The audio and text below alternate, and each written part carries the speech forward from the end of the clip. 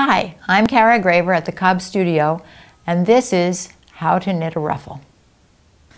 Okay, if you're thinking about knitting a ruffle is usually tighter at the base and it gets wider.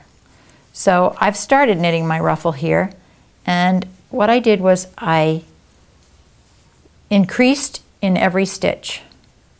And then I'm going to knit another row that's plain so that there's some length to my ruffle. But if you didn't want to have length to your ruffle, you could just keep increasing in every stitch and you'd have many stitches for your ruffle.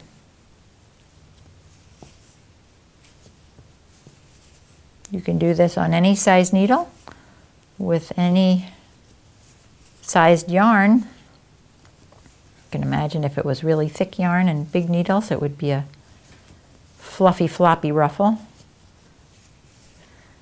So this is how I'm just binding off. I knit two, slip one over the second one, knit another, slip the first one over.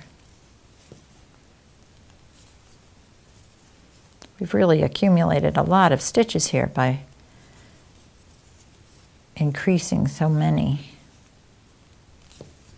And you could make your ruffle maybe a little less roughly by increasing every other stitch or every third stitch. You can play around with it. But this is the gist of it. Tight at the base and widening rapidly.